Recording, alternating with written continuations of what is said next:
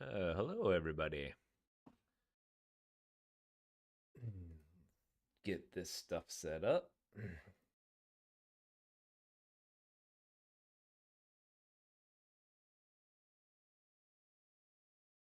Hmm. Oh, yep. I'm live now. Just loading up a few thingamajigs here, and then I'll jump in. Um,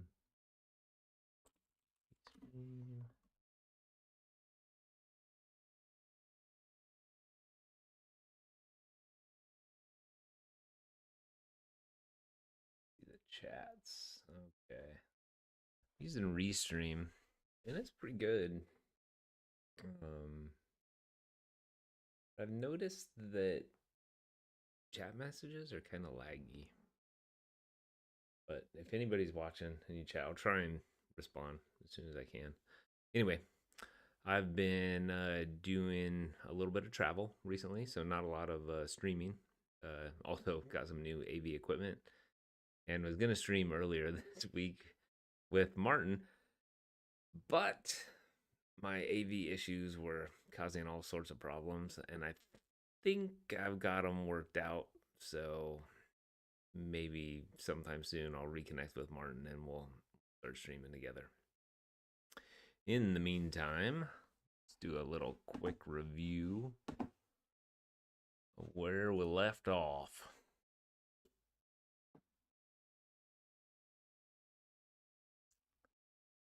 Let's go there. All right. So the last time I was streaming with Adam, uh, kind of walked through this a bit and cut out a few slices just to get going. So rather than kind of work on this full process,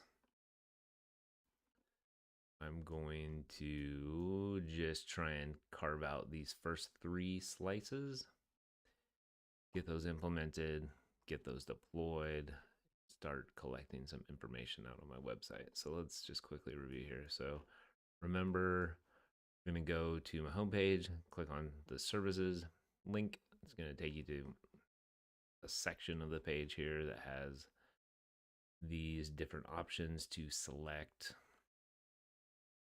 either a 1 hour consult, a remote workshop, or an on site workshop. But we're focusing here on remote workshop.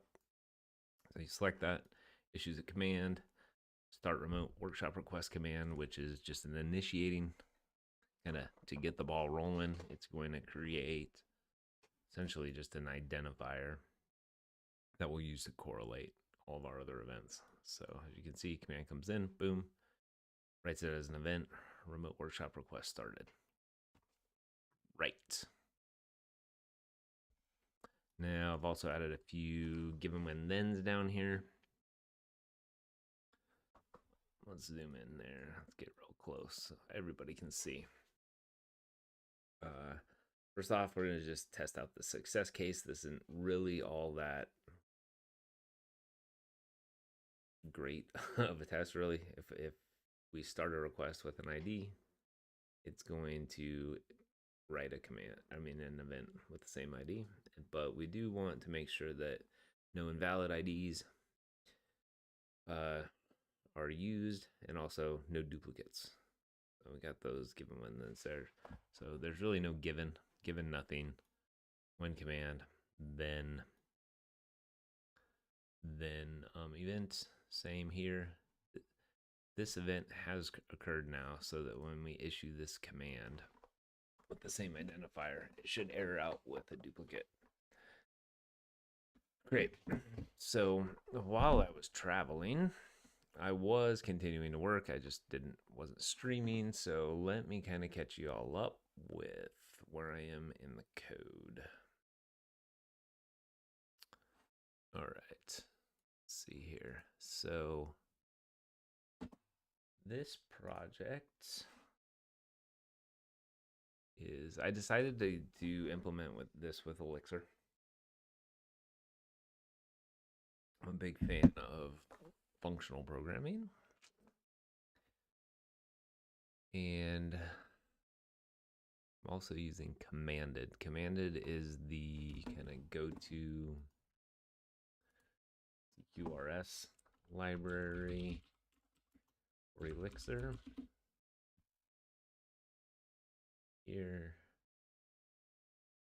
we go. Commanded slash commanded out there on GitHub. If anybody's interested, you can, go take a peek. So like I said, it's a CQRS event sourcing library. I'm using Ecto as the, no, not Ecto. I'm using Postgres as my event store.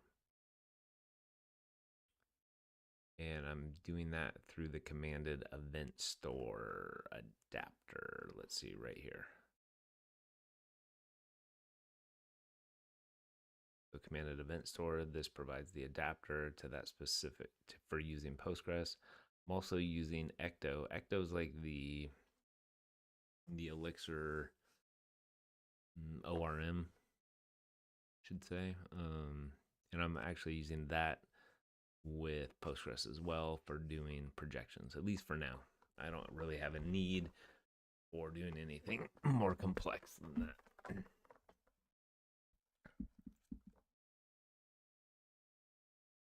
Shrink those down. Okay, so going into the code here, we've got mix. This basically defines our dependencies. You can see here I'm using commanded, the event store adapter, and Ecto projections. And aliases down here, like mix tasks. I've done some adjustments. So like when we set up the project, it's going to get all of our dependencies. It's going to set up the event store. It's going to set up our projection store using Ecto setup. And then event store setup here is going to run event store create and event store init. So that basically creates the database and runs migrations.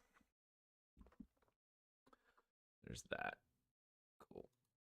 Hold on, I'm going to switch here to check out main. All right. So what else have I done? I also created a Docker file for the project. This was pretty simple. I think there's a mix command, like mix Phoenix Docker, something like that. Anyway, it dumps out a Docker file. I didn't really have to create this, which is great. But I did set up a Docker Compose here. There's nothing really secret yet, so I'm just have some hard-coded stuff like Postgres, using secret password as the password. Ooh, somebody don't hack me, please. What else here? I have a website application. Most of the time I'm not running this. This is most of the time I'm just standing up the Postgres database and then running the Elixir project locally. I don't remember the state that it last left this in. So let's check here. Let's go. Docker compose ps. Oop, not POS. Ooh. PS. Okay, so Postgres is up and running. Let's see what the last state of that was in. So let's fire up the old PG admin.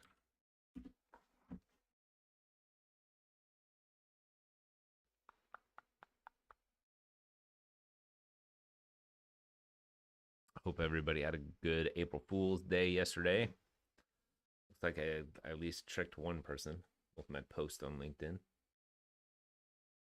Oops. Okay.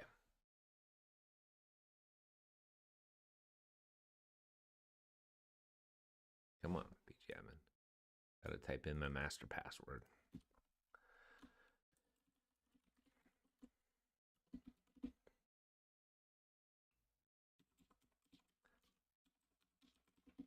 All right. Whoa.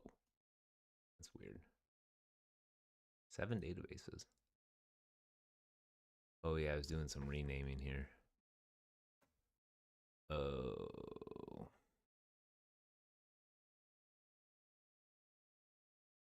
Okay, no worries. Let's do this instead.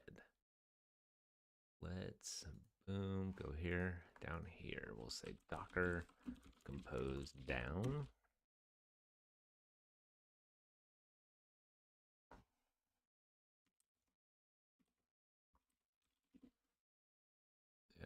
I had it running over in another terminal window, so I just shut that down.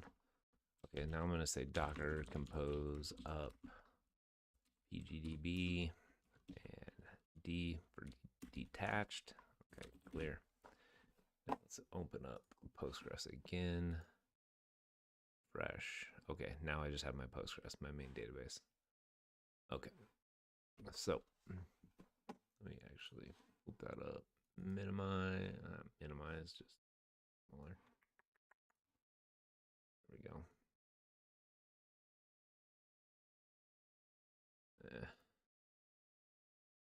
So that's up. Now what I want to do is say mix.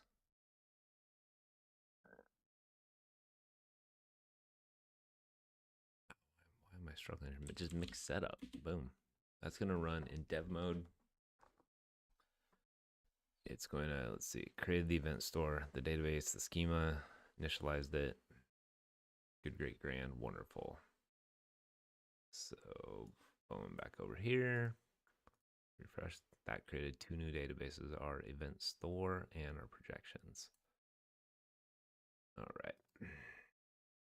So let's take a look at these. What's in the event store database?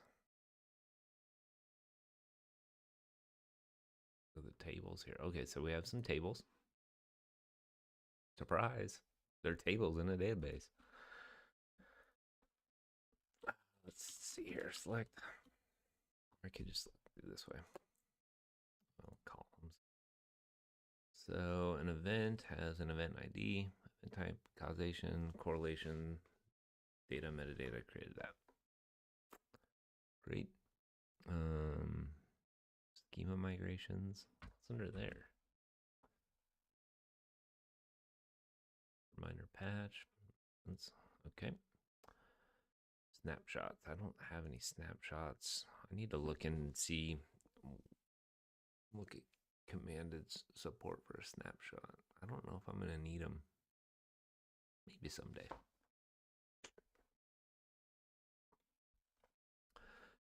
And then the different streams. Stream ID, stream version. Okay, so that's the high level metadata. Stream events must be like a many to many join table here. Metadata stream ID. Does it have any? Yeah, foreign key. Okay, good. Okay, great. Got that. And we also have the projections database, read model database, whatever. We can always rename that table. And what do we got there? We have projection versions and schema migrations. So schema migrations is from Ecto. Projection versions is kind of like the table that's used to keep track of what was like the last stream and or version of the stream that was used in the projection. If it's following the global stream, that would be like the store position or global position within the store. I don't have any projections yet, but once we get one, we'll dig in more there. All right. So I'm still a bit of an Elixir noob. I've only been doing it since last November. So November 2024. So I'm still learning here, but let's dig in here. I've got using the Phoenix web framework. I haven't really done anything yet there, but I do want to point out that I have added a few pieces here. So let's kind of walk through what we need to set up commanded. First, at the application layer, we need to define a commanded application. And that needs to use the built-in module. It's got to set an OTP app. Got to define the adapter and what our event store is. A module for the event store. And then we're just going to be using local pub sub and a local registry for now. I'm not really fully sure what the registry is used for. Once again, noob. Elixir noob. Anyway, there's initialization function if we need to pass in any config. And then this also defines a command router. And that router is specified using a module, Evntd router module here. Dive into it. This would be a lot like Mediator in .NET if you're familiar with Jimmy Bogart's library. I just saw a post today that he's going not private, but he's doing professional support for that now, which is awesome. It's a great library. I've used it in a ton of projects, and I wish Jimmy all the best there.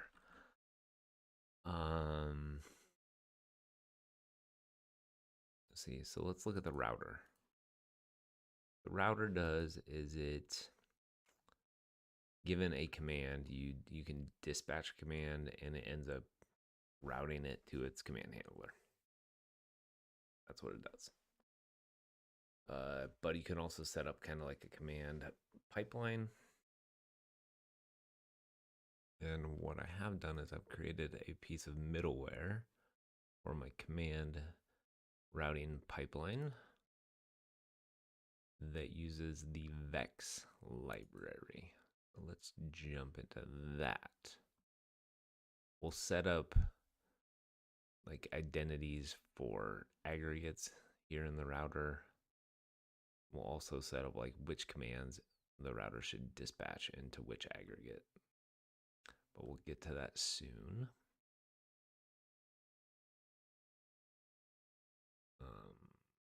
Okay, then let's look at the middleware. So if I go under validation, Vex command, validation middleware. See, this is a middleware behavior, and a middleware behavior defines before dispatch and after failure callback. So before every command is dispatched, if the command is a struct, and basically if the command has a valid function defined on it, it will then execute vex valid.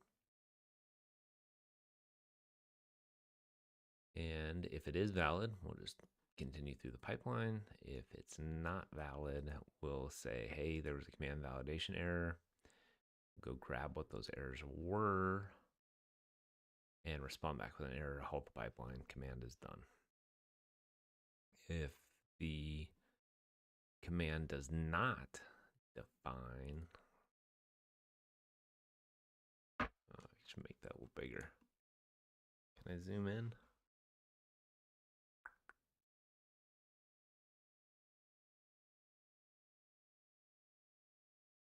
Where do I zoom? Zoom.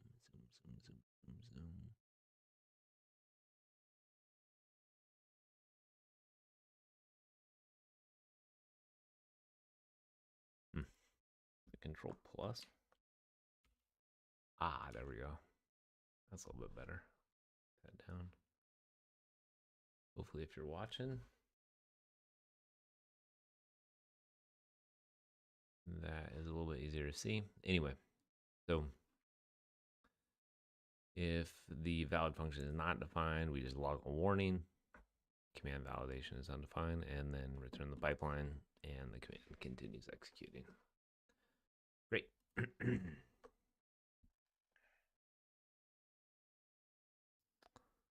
Minute application.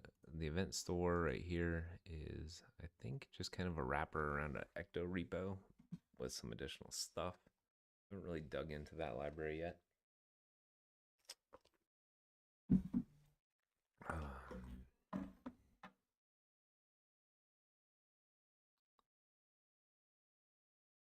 And let's see here. What is something else that I want to go over? Oh, configuration, right? Up in config, we had to register which event stores belong to this OTP app. And in my dev configuration, I've had to set up like the connection string information for the event store, as well as our projection store, read models. And I've left everything else to be default that we get from like the Phoenix web app scaffolder. Once again, in test, had to set up the event store.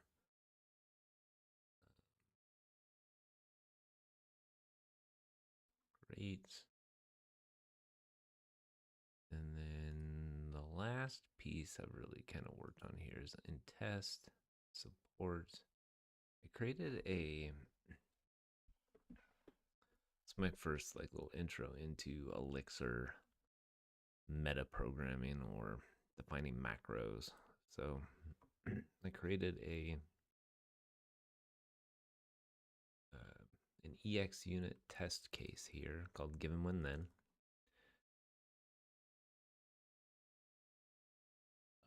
Really what I want to do is define like a test case or test spec. Well, maybe I should name that spec.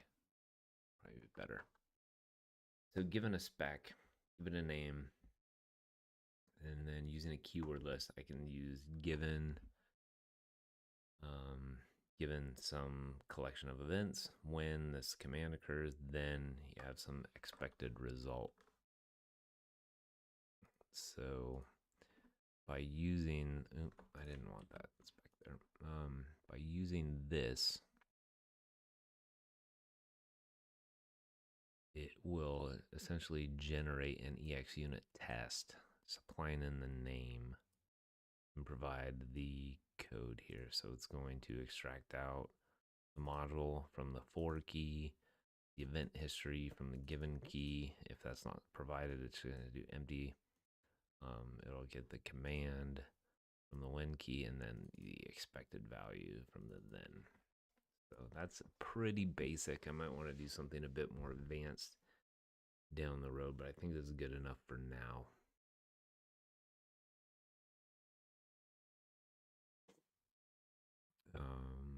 But I think I do want to change this to be called spec instead of just GWT. But I digress. Change that. I didn't want to spend too much time fumbling around while I got this all hooked up.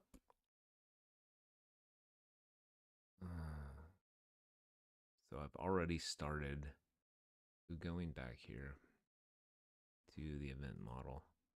Already kind of started this slice. The one piece I don't have is the UI bit. So let's fumble our way through that. I'm not going to be vibe coding today because I still want, I truly do want to learn Elixir, and the best way, at least for me, to learn is to do. If I just have the AI generate the stuff, it's not going to stick with me as well. So what I'm going to do here is jump over here to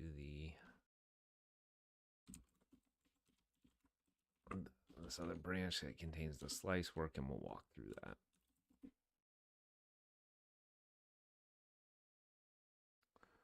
So how do we actually start building stuff? Well, what I've done here is I created a new folder called Remote Workshop Registrations. and a module remote workshop registration that is essentially the aggregate. Essentially, it's the state that we will run our commands and events on.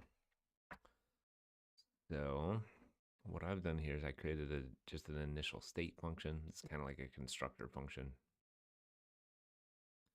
What it will define this struct. It's just an identifier right now. And when we use initial state, it creates an instance of this struct and assigns a nil ID. Next, we have the execute functions. I'm a big proponent of using like the decider pattern, but deciders and aggregates are essentially the same thing, just different function names and maybe like it's slightly different usage pattern. No, well, I would say aggregate state's more object oriented, while decider's a bit more functional.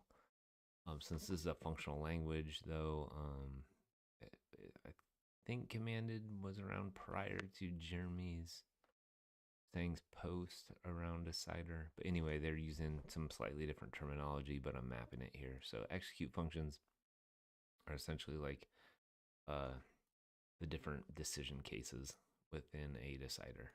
So normally you'd have one decide function, but that decide function's implementation is usually like a switch statement. I keep accidentally adding in these specs by clicking that. I wonder if I can disable that. So executes actually act like decide functions, but Elixir's really cool here. We can do method overloading, function overloading by using pattern matching. So all three of these execute functions handle my start remote workshop registration command, but it does matching. So this one only is going to get evoked when we have the initial state has an ID of nil, and our start remote workshop registration command actually has any ID. But then there's a guard statement here, so only if ID is nil will this function actually get executed. And then if it is, then we're going to respond back with an error, valid remote workshop registration ID. Likewise, so I think it goes from like a top-down order when it's doing the matching. So if this didn't match, then it's going to try this one. Once again, basically you can see we have the ID here and here. This is actually going to enforce that these are the same. So if these IDs are the same, then we're going to error out and say, hey, already started a remote workshop registration. And lastly, if it's nil and we have an ID, then we're just going to say, okay, and we're going to produce the event. Easy peasy. And then the apply functions, these are like a decider evolve. Once again, an evolve function given a state and event, and typically an implementation just starts off with a switch case, switching on the event type. But because Elixir has pattern matching, again, we can just add these apply functions. So this should only occur when the ID is nil. We get this event, and really what we're doing is just returning a new piece of state here, and we're like amending the original by updating its ID. Excuse me, man. So we have that, and then we have also created some tests here. So let's jump down to test. So you can see here the test is using our given when then, and that defined this GWT macro. Yeah, really need to change that to spec. like that way better.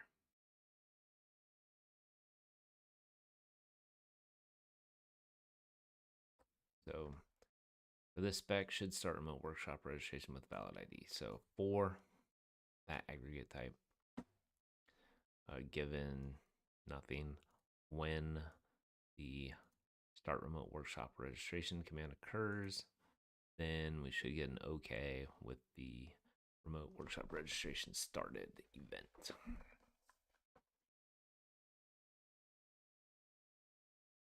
Likewise, if we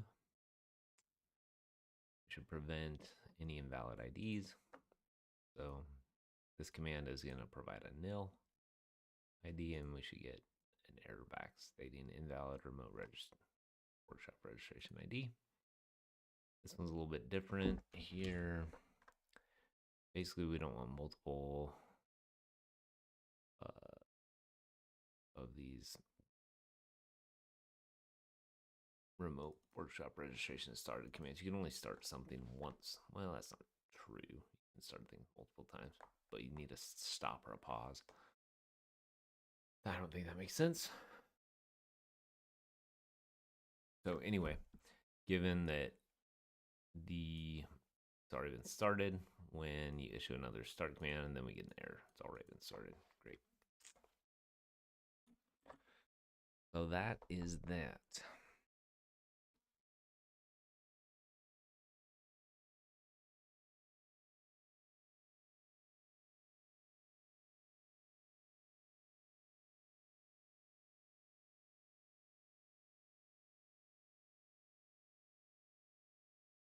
Hmm.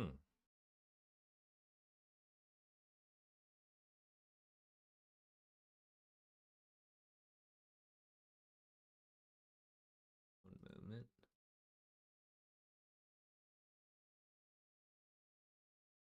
Anyway.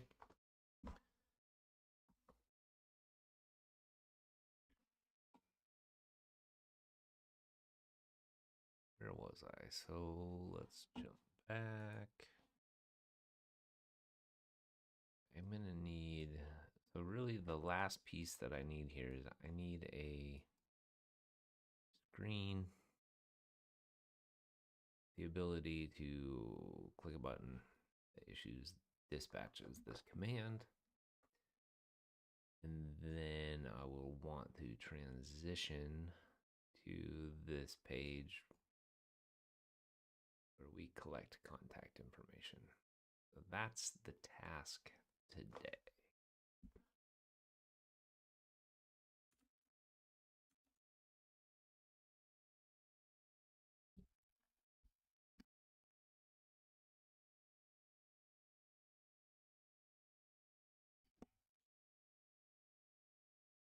Let's close that. Already on this branch. There. All right.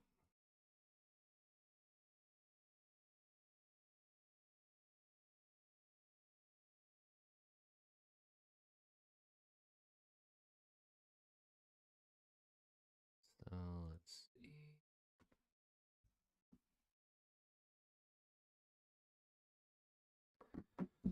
Let's actually get this fired up. Let's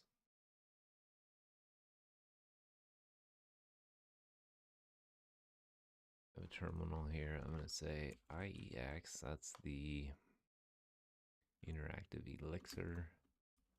Run the mix script. Server.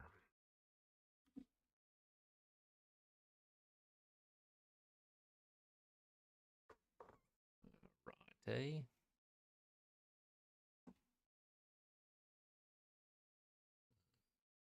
No, that's not what I wanted to do.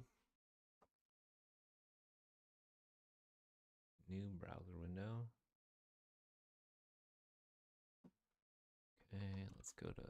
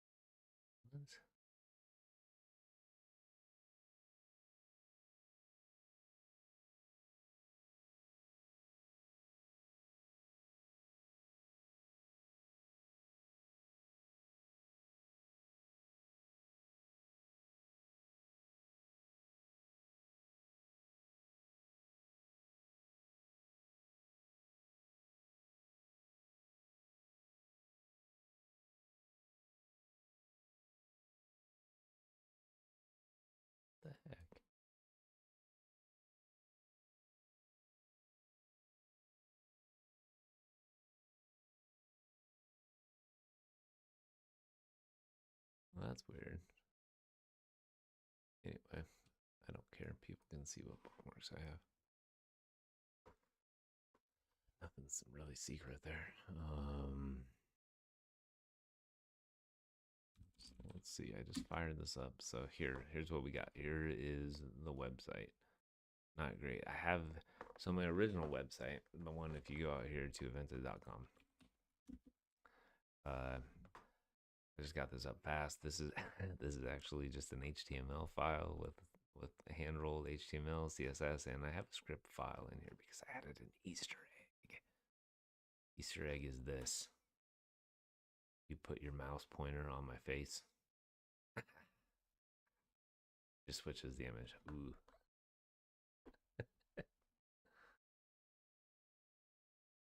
Happy guy. Happy guy. I'm such a happy guy. All right. But now we have this whole new web server. I don't have any of that stuff.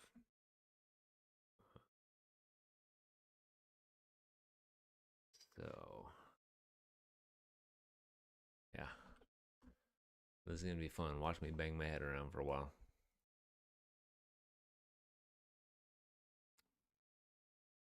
All right.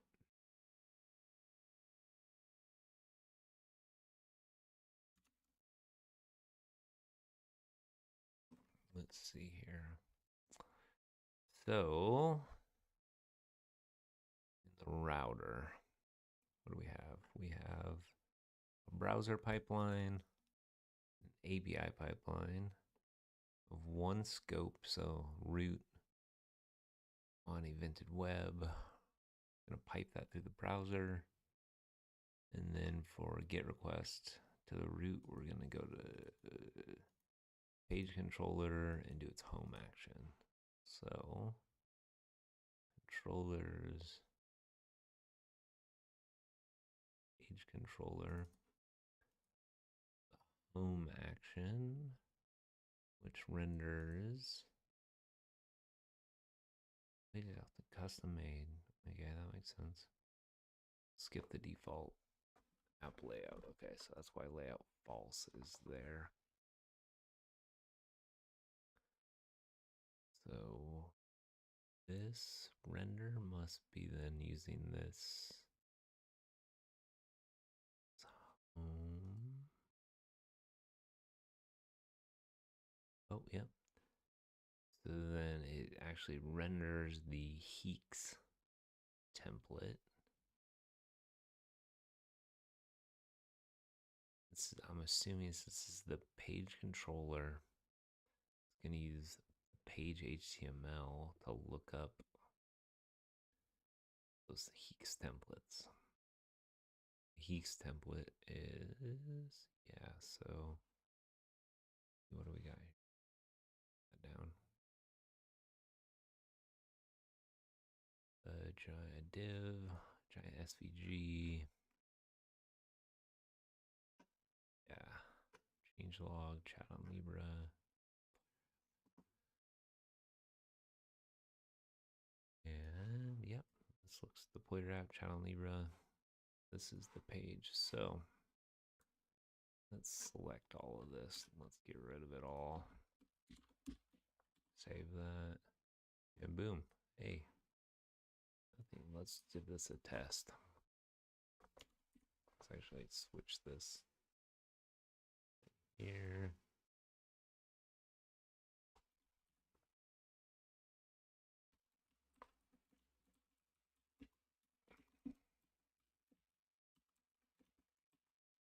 Ah, it works.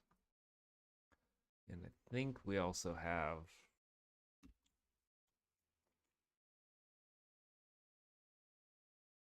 what is it? What is it called? Tailwind. Tailwind, I think. If we do that, let's say class, I don't know. T1. No, that would be anything. I'm not a Tailwind guy. But let's become a Tailwind guy.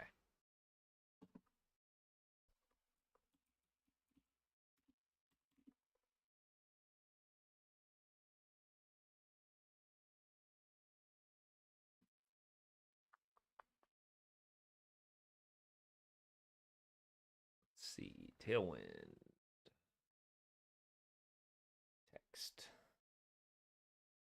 Text style. Text decoration style. No. Text. Text size? Font size? Font size. What do we got there? Text. Okay, so we can do text dash. Okay. Do something like text dash extra large. Did it do anything?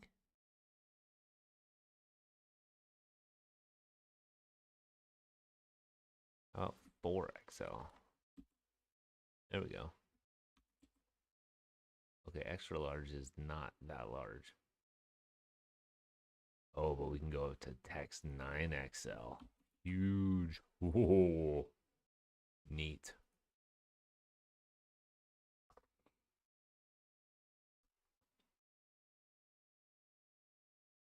Excuse me, about to sneeze.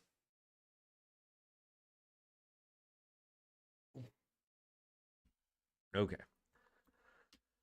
All right. I don't want it. Row.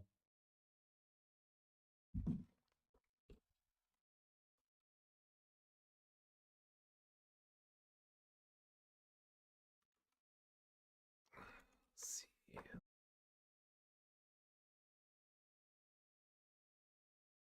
Look that great.